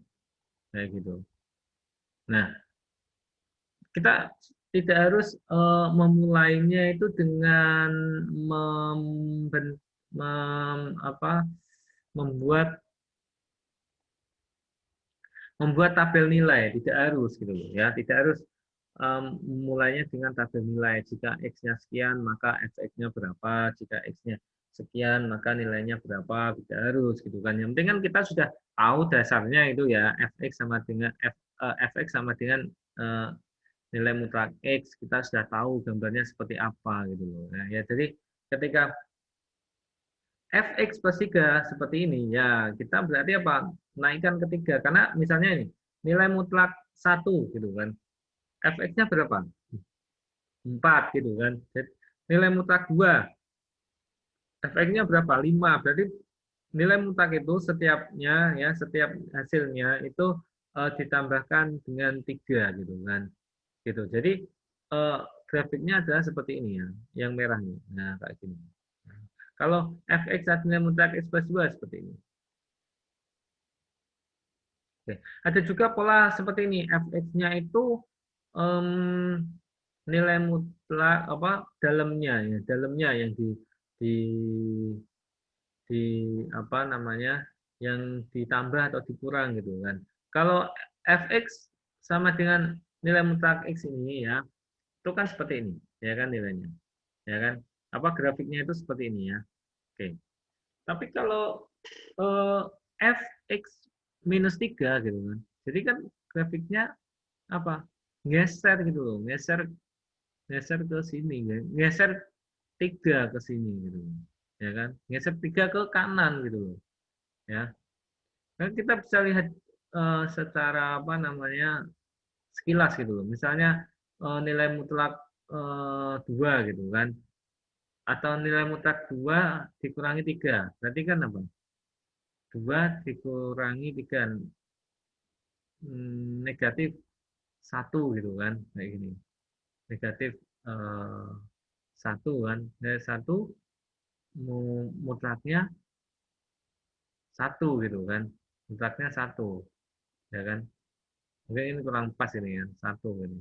Kemudian kalau pas 3 berarti kan nilai mutlak 0 gitu. Pas 0 ya. Kalau katakanlah 2 gitu kan. Berarti kan negatif 1 gitu. Negatif 1 mutlaknya 1 gitu. Ya kan? Oh, kalau 1 kurangi 3 kan negatif 2 ya. Berarti negatif 2 ini misalnya. Pas ini kan. Sudah pas.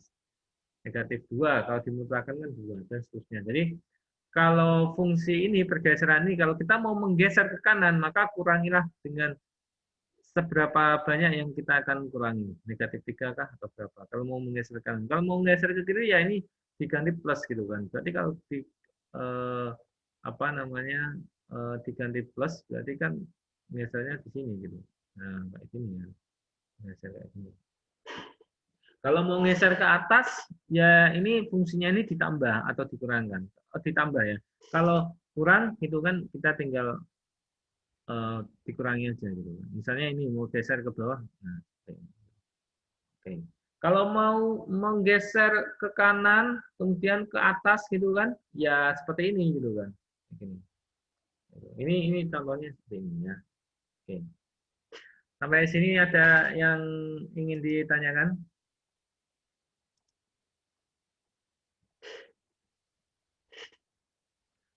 Contohnya ya x kuadrat itu ya, fx ya sama dengan x kuadrat. Kita kan tahu bahwa grafiknya itu x kuadrat itu seperti ini ya, saya tahu ya. Nah, ini fx sama dengan x kuadrat. Nah, kita mau membuat ya grafiknya itu seperti ini.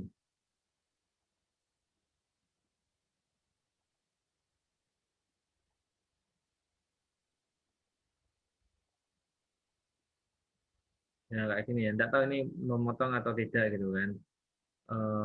Intinya itu di sini itu angkanya itu jadi ini negatif 2 ya. Ini eh, 2 kayak gini kan. Kayak gini. Atau oke kayak gini ya. Oke. Kalau seperti ini berarti menggesernya itu bagaimana ini?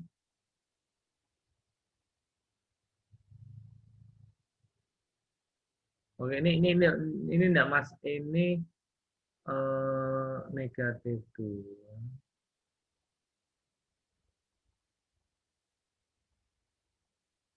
Oh ya benar ya. Kita mau geser ke kiri gitu kan. Geser ke kiri. Kalau geser ke kiri berarti jadinya apa? Fx ya, fx sama dengan x kuadrat ya, geser ke kiri berarti eh, jadinya ya fx ya sama dengan kalau x kuadrat kan awal ya. Berarti kalau geser ke kiri, kalau ini geser ke kanan kan dikurangi 3 ya. Berarti kalau geser ke kiri itu x ya ditambah 2 kayak gini. Ya. Kemudian kita mau geser ke bawah ya. ini negatif 2 juga ya. Yang Z-nya ini negatif 2 ya. Negatif 2, 2. Negatif 2, negatif 2 ya. Mau geser ke bawah. Kalau berarti kan kalau geser ke kiri aja itu kan berarti kan masih di sini gitu kan. Nah, seperti ini ya. Nah, kita mau geser ke bawah gitu loh. Ya. Berarti kurangi 2. Sorry, ini kuadrat ya. Kuadrat. Gitu.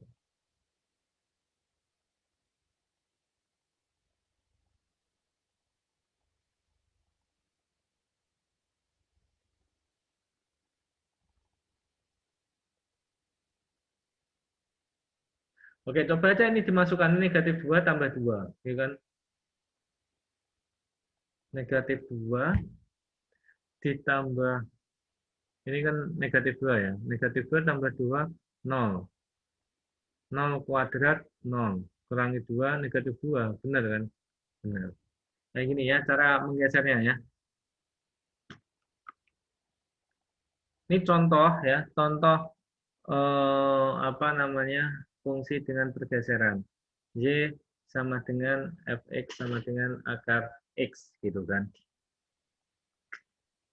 Ini Y sama dengan Gx sama dengan akar X plus 3 ditambah 1. Jadi ini Fx-nya itu akar X seperti ini ya. Ketika kita mau menggeser ke kiri, maka kita tambahkan ketiga yang di dalamnya X ini gitu loh. Ya, ini. Kemudian kalau kita mau menggeser ke atas, maka tambahkan 1.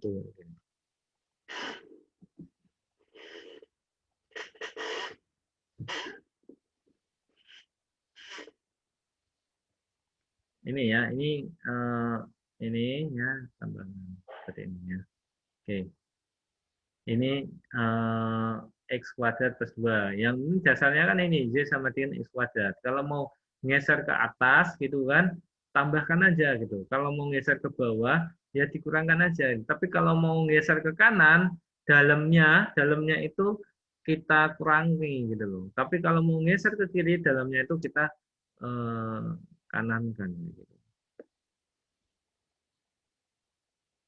Nah, ini penskalaan itu kan dan pencerminan. Ini kita mau mau kalau tadi itu geser ya, pergeseran ya. Tapi kalau ini penskalaan itu ya dan pencerminan. Intinya maksudnya mau ditingkatkan dari akar X ya, dibuat menjadi apa? 3 akar X gitu.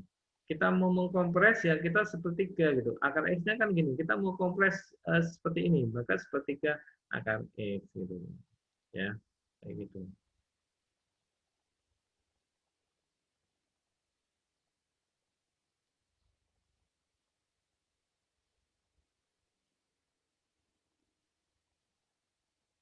Oke, ini Z akar X ya. Kemudian ini apa? Z minus akar X. Kemudian kalau mau ini dicerminkan, berarti kan apa? Akar min X. Ingat ya, ini akar min X itu bukan berarti ini bilangannya itu negatif. Itu tidak ya. Karena apa? Karena domainnya itu negatif di sini ya. Jadi bilangan positif itu tidak masuk pada domain ini. Oke, kita lanjut ke fungsi trigonometri. Apakah sampai sini kalian masih kuat ya? Masih kuat ya? Oke, fungsi trigonometri ya. Fungsi trigonometri. Kan apa ini? 3 nih ya. Itu 3 ya. Jadi ini berkaitan dengan 3 ini, sudut ini ya. 3 ini ya. 3, ya, 3. Oke.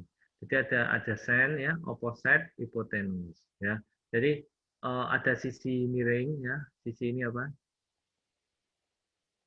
Sisi ini yang sumbu X ini ya, sama sumbu Z gitu kan.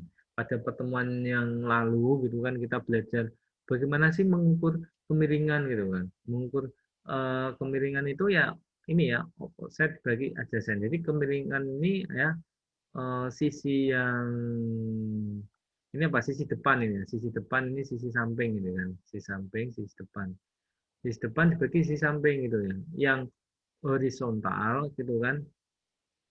Horizontal itu ini ya, horizontal yang vertikal gitu kan. Nah, rise um,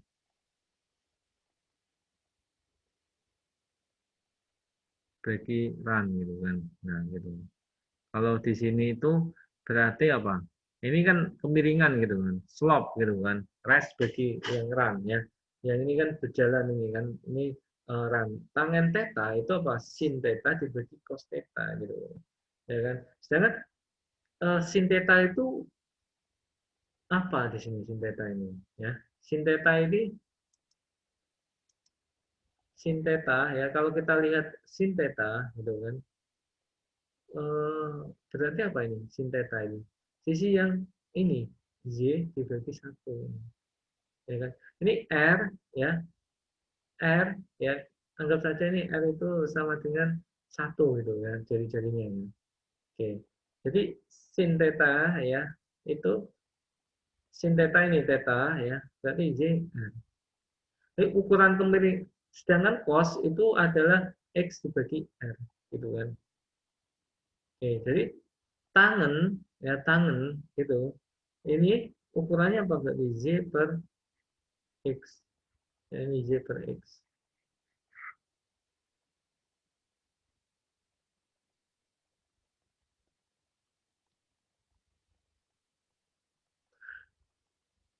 Jadi tangen theta itu ya, ini asalnya ya, sin theta dibagi cos theta, sin theta dibagi cos theta. Jadi tangen itu adalah ukuran kemiringan ini ya, kemiringannya ini ya, kemiringan. Nah, tergantung nanti jari-jarinya berapa. Kalau misalnya kita misalkan 1 gitu kan, apa namanya, kalau kita misalkan 1 berarti sin sin theta gitu kan, sin theta sama dengan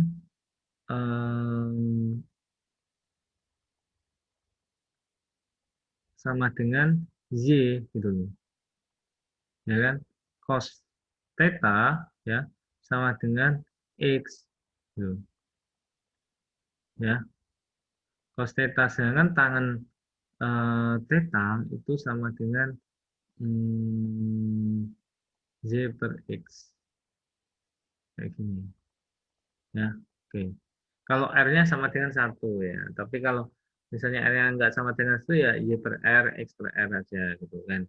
Terus sedangkan secant theta itu adalah sepercos theta ya, sepercos theta. Sepercos theta itu kalau di sini berarti r per x gitu ya. Kebalikan dari apa? Secant theta itu kebalikan dari cos ya, cos. Oh kok cos. Secant itu kebalikan dari ya cos ya, kosin ya, kosin. Kosin. Tapi kalau kosekan gitu kan, itu kebalikan dari sinus ya.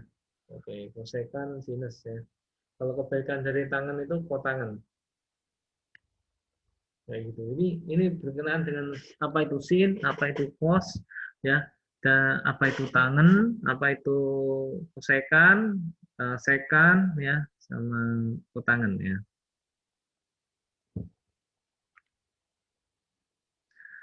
Definisi fungsi sinus dan kosinus ya. Misalkan T tidak real yang menentukan titik P, X, Y, seperti ditunjukkan pada gambar di bawah. Maka sin T itu sama dengan Y dan cos T itu sama dengan X. Oke, gambar di bawah ini ya. Gambar di bawah ini menunjukkan ya, A-nya ini koordinatnya di A adalah 10 gitu kan. A 10. Jadi sumbu X-nya di ini ya, di titik 1, sumbu Y-nya di titik 0.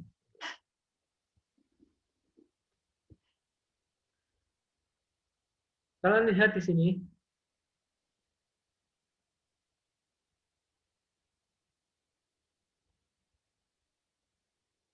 Nah, tentunya ini kan ada panjangnya gitu loh.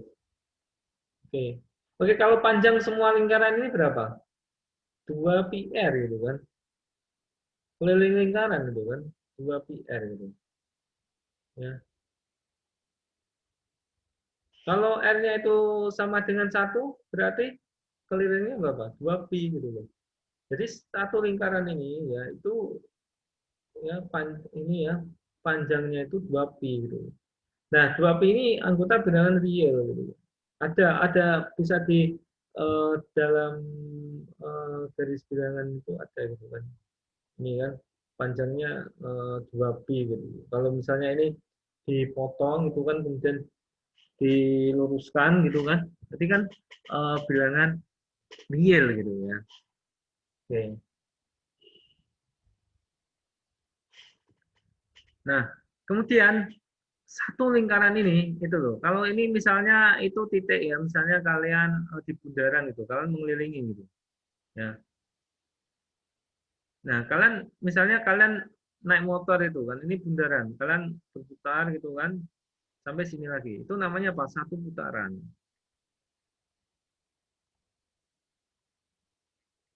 Nah, kemudian jika kalian membagi ini menjadi sudut-sudut gitu kan, maka satu putaran ini ya biasanya kalian gunakan dengan istilahnya 100 360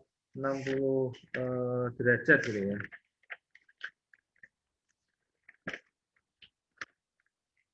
Oke. Kemudian 360 derajat itu kan jelas ya bahwa 360 derajat itu satu ini ya, satu putaran gitu ya. Ada lagi namanya apa ya? Ini nggak saya.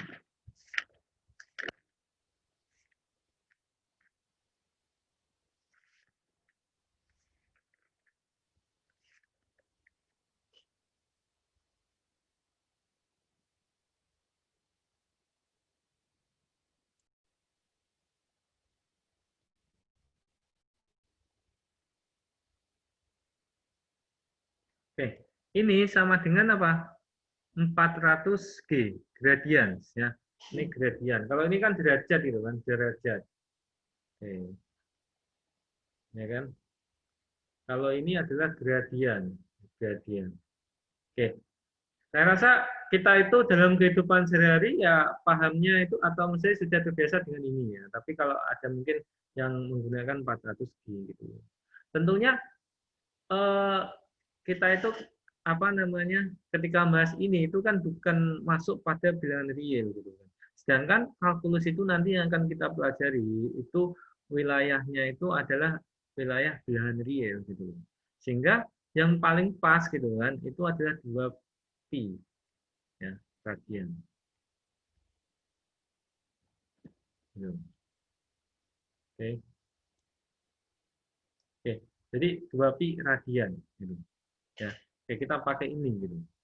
Tidak pakai ini, tidak pakai ini, dan tidak pakai ini. Oke, ini adalah jari-jarinya satu. Tentunya ini ada panjangnya ya, ada panjangnya. Ya. Nah, panjangnya ini itu adalah apa namanya adalah ukuran sudutnya gitu. Ya. Jadi kalau apa kalau misalnya ya, misalnya ini dibuat sudut gitu kan, dibuat sudut, nah, dibuat sudut seperti ini gitu kan.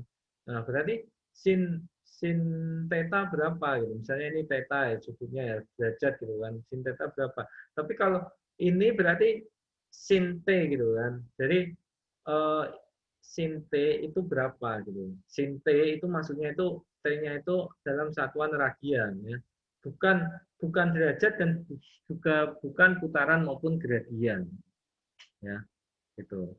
Nah nilainya adalah z di sini ya, dari ini ya ke sini z gitu. Sedangkan cos t-nya ya itu adalah nilai x gini kan, panjangnya nilai x ini berapa.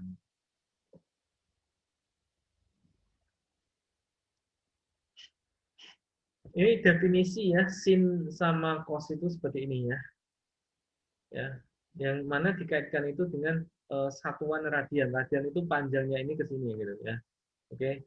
Tapi kalau apa namanya? Kalau putaran gitu kan misalnya kalian berputar setengah putaran gitu. Dari sini dari sini ya titiknya ya. Titik sini ke sini. Ini setengah putaran namanya ya.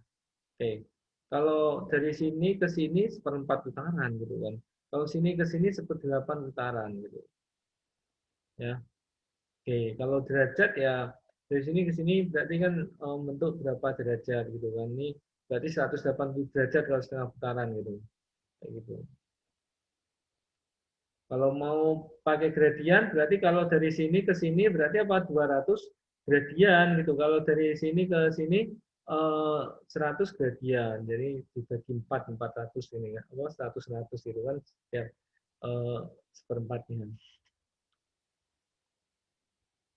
Sampai sini ada yang ingin ditanyakan?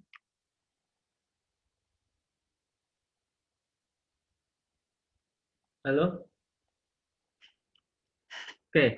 Ini mungkin kalian waktu SMA atau SMK sudah menggunakan atau perhitungan ya berkenaan dengan sinus, kosinus kayak gitu ya.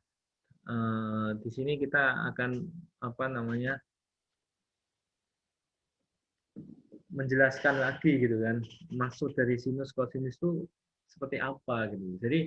Jadi sinus kosinus itu kita pandang ya sebagai bilangan real gitu ya. Jadi kalau kita memandang bilangan real itu ada wujud panjangnya gitu ya. Ada wujud panjangnya ya kayak gini. Sifat-sifat dasar sinus ya, sin T plus 2Pi itu sama dengan sin T gitu ya. Oke, karena apa? Karena tadi sin T gitu kan, misalnya nih dari sini ya ke sini gitu, ya kan, sin T ya. Kalau misalnya kita mau mencari ini ya, sin T-nya di sini ya, ini T ini kayak gini, ya kan, ini ada apanya namanya panjangnya. Nah, sini juga ada panjangnya ini, ya, X ya. Tentunya nilainya ini apa? Positif gitu kan. Sinta itu kan nilai yang ini ya, sumbu Z ini kan. Positif gitu. Sedangkan di sini itu X-nya itu yang negatif gitu, ya. Kayak gitu.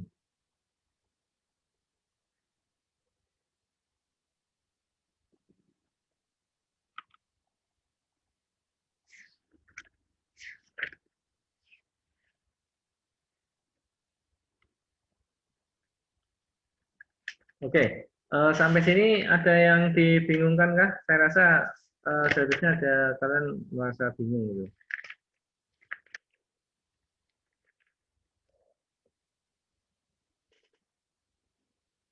Halo?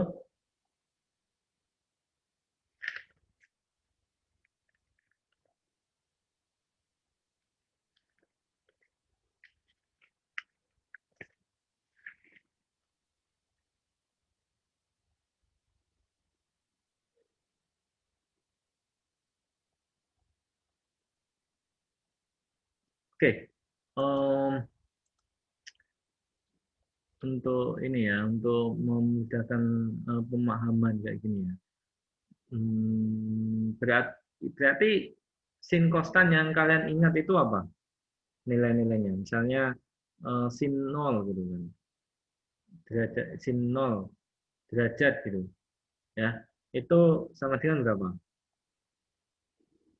Atau cos 0 gitu kan. Cos 0 derajat sin 0 derajat 0. Ya kan? Kalau cos 0 derajat 1 gitu. Nah, kenapa kok sin 0 derajat itu 0, cos 0 derajat 1? Jadi titik awalnya itu kan di sini. Titik awalnya itu di sini ya. Ketika di sini gitu kan. Berarti X-nya itu berapa? X sama dengan 1 gitu ya. Karena jari-jarinya itu 1. Sedangkan di sini Z-nya berapa? Z-nya sama dengan 0 gitu. Jadi sin 0 itu ya 0 gitu. Cos 0 derajat itu 1 gitu. Oke. Kalau kalau berarti kan ini apa sama dengan apa? Sin ya 0 radian gitu ya. Ini kan tidak ada panjangnya ya. Sama dengan cos 0 radian gitu kan. Gitu. Kalau ini kan pakai sudut gitu kan, derajat-derajat gitu kan. Gitu. Oke. Kalau misalnya ini sin yang kalian ingat ya, kalau seperempat putaran gitu. Sin seperempat putaran atau sin 45 derajat gitu sama cos 45 derajat gitu kan. Kalau sin 45 derajat apa namanya Hmm,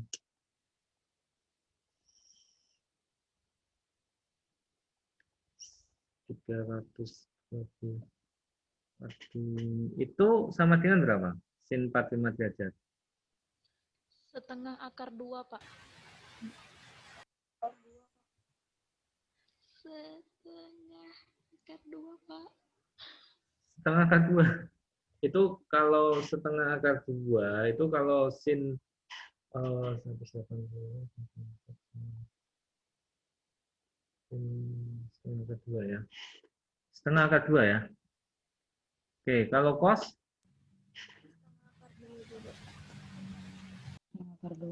Sama, Pak. Sama, Pak. setengah akar 2. Nah, ini kalau 45 derajat itu sampai sini ya, sampai sini. Ya kan? Sampai sini gitu. Ya kan? Nah, ketika kita misalnya sin 45 derajat, berarti kan ini berarti apa? Sin berapa radian? Pi per 2 ya. Pi per 4 ya. Pi per 4 ya. Pi per 4 ya. Karena kan satu ini kan 2 pi gitu kan. Berarti kalau 45 derajat kan sampai sini aja kan. Ya, berarti pi per 4 gitu radian gitu. Kalau ini sama dengan cos pi per 4 radian gitu kan. Nah, setengah akar 2 itu ini J-nya ini itu setengah akar 2 gitu. Kemudian X-nya ini itu juga setengah akar 2. Oke, saya rasa kalau ini mungkin secara visual agak sulit dipahami gitu kan. Tapi coba kalau misalnya sampai putaran di sini, saya maksudnya di sini kali ya, dari sin 90 derajat gitu kan. Sin 90 derajat sama cos 90 derajat gitu. Kalau di sini sin 90 derajat itu nilainya adalah 1 gitu ya. Sedangkan cos 90 derajat itu adalah nilainya 0 gitu kan. Karena apa? Ini secara visual ya sampai sini ya. Jadi sin 90 derajat itu sin ya pi per 2 gitu kan. Sama dengan ini cos pi per 2 gitu kan. Jadi dari 2 pi perjalanan ini total ini satu putaran 2 pi, kalau sampai sini aja perjalanannya gitu kan. Itu pi per 2 gitu kan. Pi per 2. Pi per 2 itu ini ya. Bukan titik pi per 2, sorry. Ini ya. Pi per 2 itu garisnya ini. Garisnya ini panjangnya pi per 2 gitu. Ya kan? Nah, ini sampai sini itu kan 1, sedangkan ini itu 0 gitu. Ya kan? Nggak ada panjangnya gitu. Seperti itu ya. Sin konstan ya. Jadi sin itu yang sumbu Y, X itu yang ini. Oke, jadi kalau tangan itu apa namanya seperti kita mengukur kepiringan ya. Yang seperti ini yang rest ya dibagi yang run gitu kan. Yang sumbu Y dibagi dengan sumbu X gitu kan. Gitu. Kalau kita mau mencontohkan yang ini, sin kalau sampai sini berarti apa? Sin 180 derajat gitu kan. Sin 180 derajat dan cos 180 derajat. Maka sin 180 derajat nilainya berapa? Sin 180 derajat. Kalau kita lihat ini, sampai sini kan ini nilainya 1 gitu kan. Negatif 1 gitu kan. Berarti kalau sinnya berarti apa? 0 tetap ya. Tapi kalau cosnya negatif 1 gitu ya. Kan bisa coba cek di kalkulator atau Excel gitu. Ya. Oke. Seperti itu ya. Oke, jadi kalau di sini ya, kuadran pertama kayak gini, sinnya nilainya positif, cosnya nilainya juga positif gitu. Kalau di kuadran kedua kayak gini, sinnya nilainya positif, cosnya nilainya negatif. Kalau di kuadran ketiga, sin cos nilainya negatif semua. Kalau di kuadran keempat yang positif nilainya sin apa cos? Yang positif nilainya cos gitu loh. Sinnya nilainya negatif. Oke, kalian ini ya jelas ya bisa membaca ya ini ya semuanya ya. Mungkin karena ini suatu hal yang baru memang agak sulit gitu ya. Walaupun materi sin konstan itu sudah ada di SMP atau SMA. Oke. Mungkin sekian ya perkuliahan hari ini. Kurang lebihnya saya minta maaf. Assalamualaikum warahmatullahi wabarakatuh.